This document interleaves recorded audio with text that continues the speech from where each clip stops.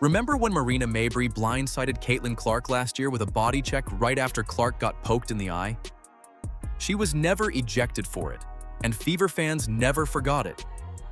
So when the Indiana Fever met Mabrey again in Toronto, this wasn't just a basketball game. It was payback, and Sophie Cunningham and Kelsey made sure Mabrey knew it before the night was over. Does Mabrey still deserve to be in the WNBA? Let me know down in the comments below. Oh, now Mabrey and Mitchell get into it. Kelsey Mitchell getting into Mabrey's face afterwards and saying, Seen her interact with a player like this. yeah.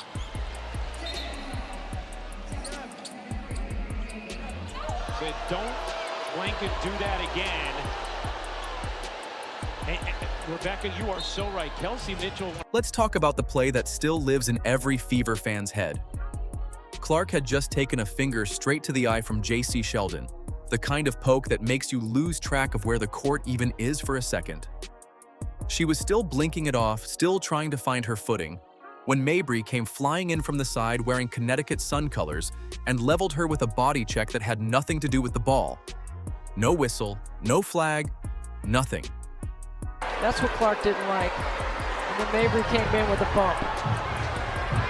And Mabrey's day is almost assuredly going to be done. Both teams. That's what makes it stick. It wasn't even a debatable call where you could squint and see the ref's side of it. Clark got hit while she was already hurt, already vulnerable, and the officials just shrugged like it never happened. No ejection, not even a warning. Just a scary moment on national television where one of the league's biggest stars got knocked around and the whistle stayed silent. And then Marina Mabrey comes out of nowhere and chucks her to the floor. Now let's watch this in slow motion. Here, J.C. Sheldon is guarding Caitlyn, swipes her in the face. There's one. Going for the ball, swipes her in the eyeball. Caitlyn's gonna have to start wearing goggles. And then Caitlyn pushes her off of her, like, why are you still in my face? Marina Mabrey, bad out of hell, chucks Caitlyn Clark to the ground. That clip didn't just disappear after the game.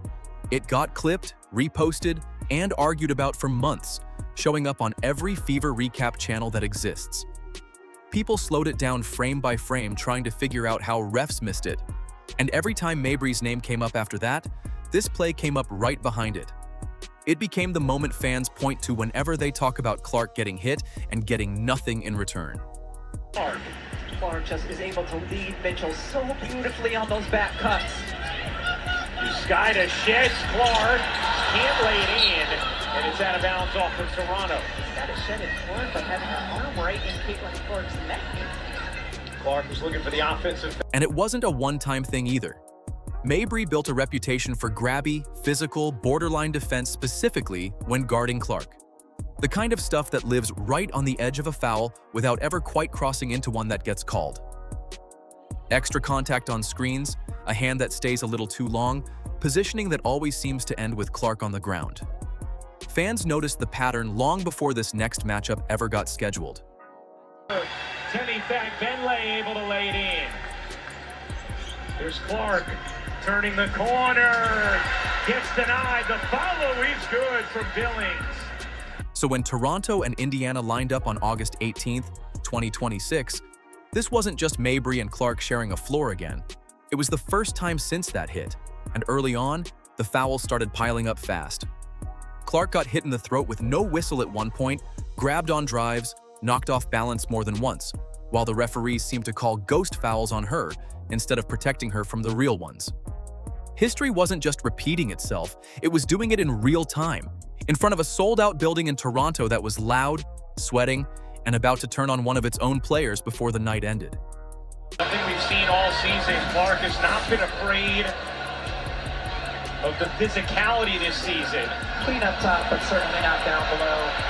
Izzy Harrison gets her, you see, like right in the midsection, leaning into Clark, so it looks clean up top, but that is certainly a foul. Here's a strange fact for you. Scotiabank Arena, home of the Toronto Tempo, didn't have working air conditioning for this game.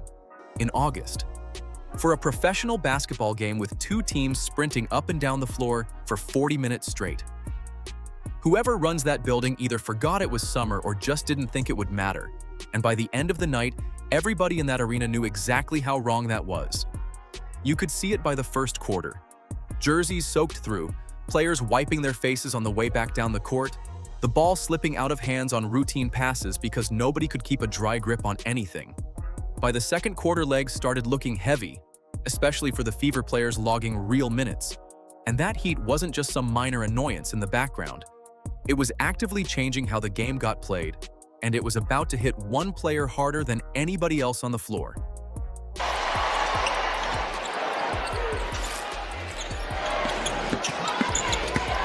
Mitchell underneath with the reverse. It's like you get on an island and then let Kelsey Mitchell take it under 10 on the shot clock. Here is Mitchell, shot clock at 12. Oh, she hits a three! Kelsey Mitchell on fire! That player was Kelsey Mitchell, and for 3 quarters, she looked unstoppable, dropping 16 points in the first quarter alone on her way to a monster night. Indiana built the kind of lead you'd expect against a team on an 11-game losing skid, jumping out by as many as 17 points and looking like they might just cruise to an easy win on the road.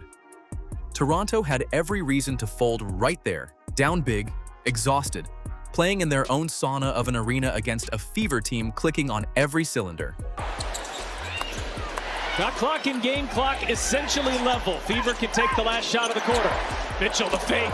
Mitchell right up the guts and gets it to go. Come on, Pat. Kelsey Mitchell putting on the moves. Mitchell, jitterbug, into the teeth of the defense, and one. How did she do that? Second in the league in scoring behind Asia Wilson. Mitchell launches and buries a three. Come on. Instead, Toronto clawed back, and the way they did it had nothing to do with cooling off or catching a rhythm. They started crashing the offensive glass over and over, grabbing 18 offensive rebounds for the game and turning those extra chances into a 22-9 edge in second chance points.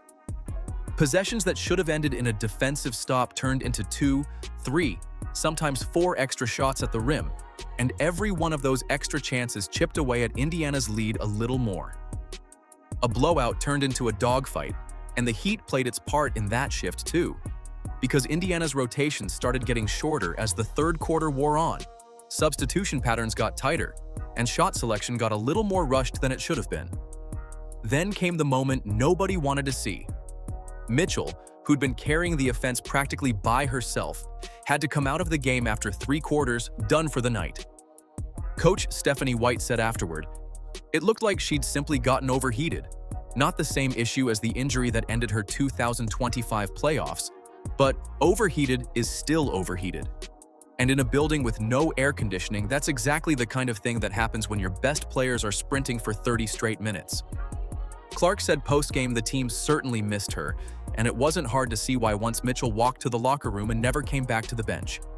Yeah. People who remember those. Here's Clark. Step back three is good. Driving to the basket on this possession. The previous one, she's just a little step back going left. We've seen it so many. So the real question sitting on Indiana's bench for that entire fourth quarter was simple. Can this team hold on to a lead without their second leading scorer anywhere near the floor? And barely, they did. But it wasn't pretty. The Fever got outscored 26-20 in the fourth quarter alone.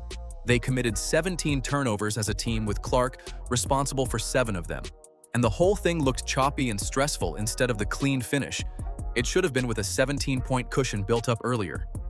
It took everybody else on that roster stepping up big to survive those final minutes. And 2 players in particular are about to become the whole story of how Indiana actually closed this game out. So with Mitchell gone for the fourth quarter, the whole game had one question hanging over it.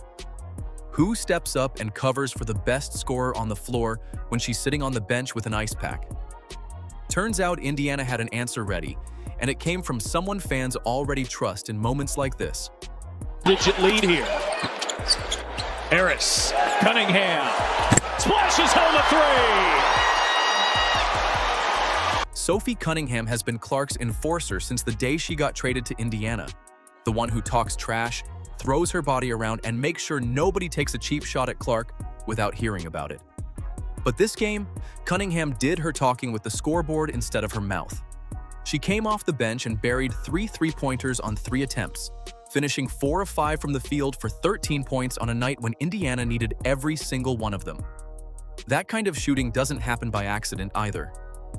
Cunningham's three-point percentage on the season now sits second in the entire WNBA, behind only her own teammate Aaliyah Boston, which says a lot about how quietly good this Fever bench has become. Dig, she's got her defender on her back.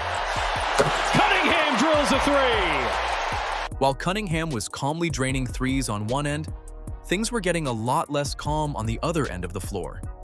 Mabrey started working on Mitchell the same way she's worked on Clark in the past. Extra contact after the whistle, chatter that doesn't stop, the kind of stuff that's designed to get inside somebody's head rather than actually guard them. Mitchell is one of the most even-keeled players in the league, the type who doesn't usually react to any of it.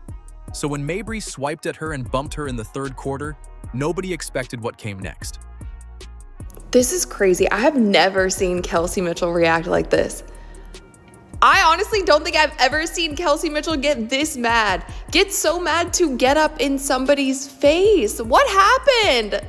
What did Marina Mabrey do to evoke this out of Kelsey Mitchell? Mitchell shoved her right back, stepped up into her space, and pointed a finger straight in Mabrey's face while she yelled at her. Lip readers watching the broadcast picked up something close to "stop effing around" or "you got one more time." And it didn't matter which one it actually was because the message landed exactly the same way. Both players got hit with technical fouls. But by then, the whole Fever bench was already on its feet, backing Mitchell up before the referees even finished sorting out the fouls. Commentators on the broadcast pointed out how out of character this was for Mitchell specifically, calling her a cool customer who never takes offense to anything on the floor. That's exactly why it hit different this time. What's going on?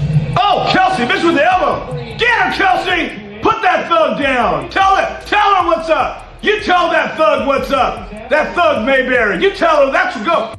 Hey, why don't you shut up, thug? Put your finger down, thug. You're just a thug. Come on, Kelsey. Look at that. Don't touch my Kelsey. Don't touch her. Look at that. Oh, look at the scratch. Yeah, give her a shove. There you go. Get right in her face. Oh, look at that. Whoa! Wow! This wasn't Clark getting body checked and having to shake it off by herself like she did back in 2025. This was a teammate stepping in front of that same kind of nonsense and making it clear the Fever aren't playing that game anymore. Fans watching at home ate it up immediately, clipping the moment and replaying it the same way they replayed Mabrey's hit on Clark, except this time the story had a different ending. Instead of a star getting hit with no response, you had a teammate answering right back, in real time, with the whole bench standing up behind her. And Mitchell wasn't the only one sending a message that night, because something else was happening in the stands that made the whole building feel different by the fourth quarter.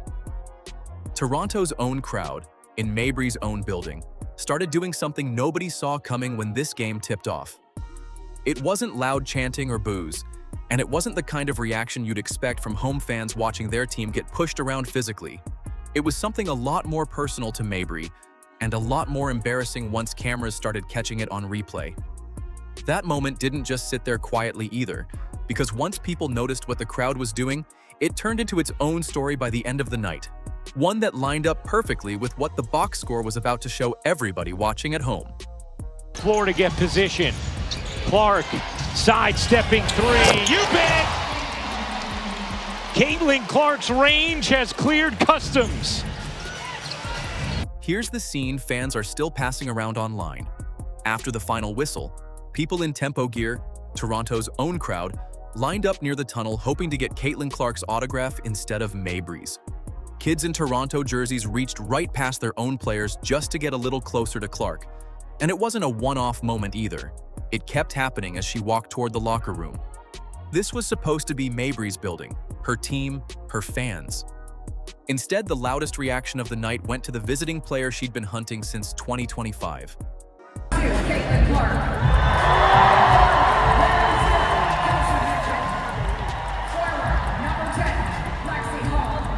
That scene lines up perfectly with the number sitting next to Mabrey's name in the box score.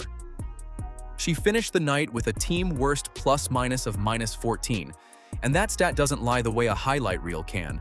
It means every single minute Mabrey spent on the floor, Indiana outscored Toronto by 14 points during that stretch. Not the whole game, just her minutes.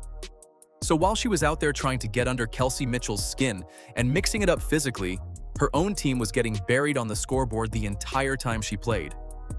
And here's what makes that number sting even more.